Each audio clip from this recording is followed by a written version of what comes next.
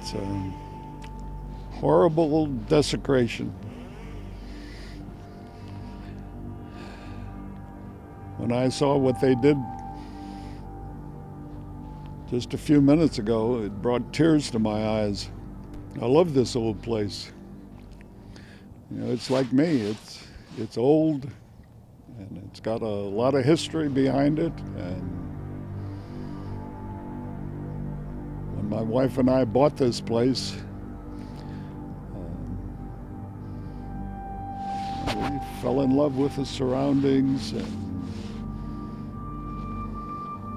they're cutting down 100-year-old trees, and they're going to maintain that denuded slope as pipeline right away. They don't allow any trees.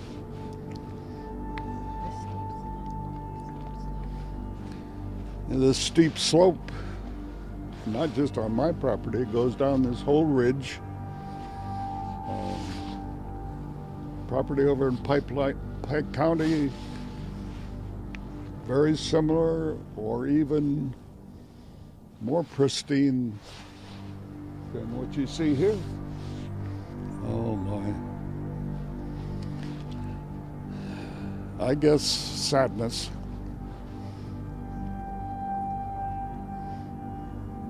There's no sense in this because this mountain behind where you're filming me from has been here forever, and it's virgin. There's nothing up in them mountains. I've walked there, a number of people have, and it's really beautiful country. Now you're going to have a whatever swath cut right through. They do clear cutting, and it's never going to be the same. We're also concerned in our community because we're below the ridge from this, and I already have people in my community. We're going to start testing our well waters and watching our drainage because we're concerned that once they start disturbing up there, we're going to have issues that we've never had before.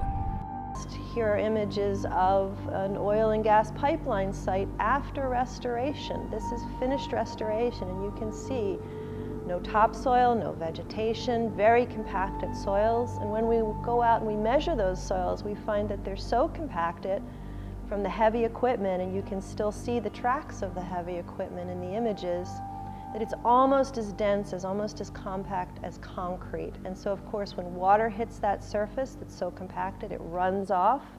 Plants are not able to establish.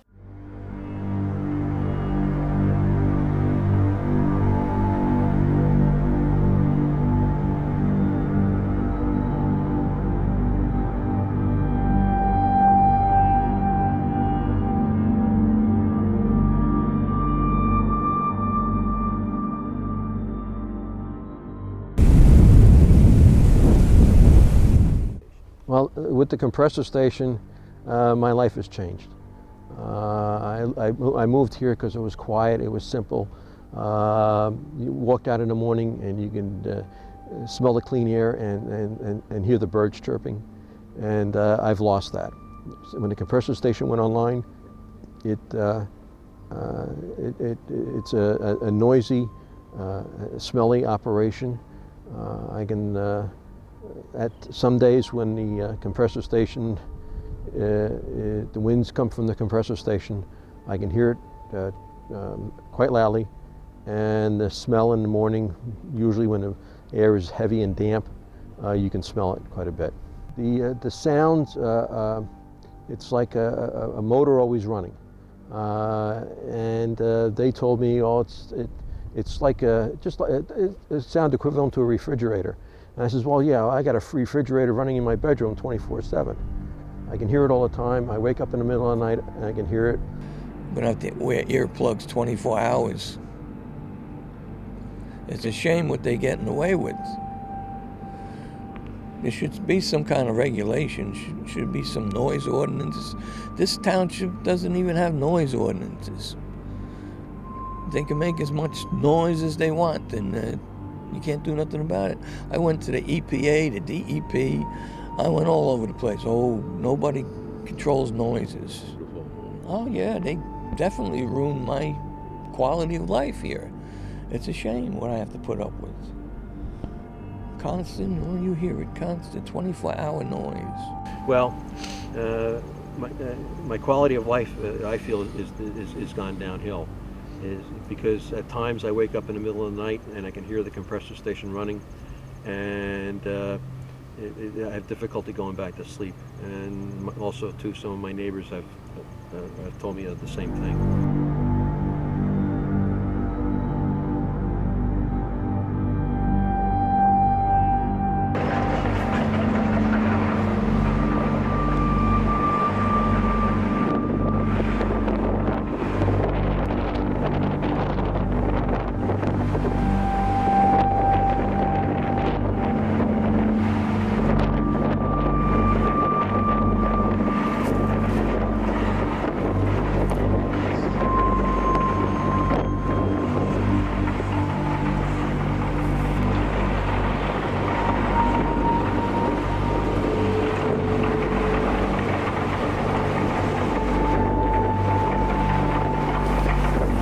This is one of the wetlands that's been destroyed by the Tennessee Gas Pipeline for their 300 line.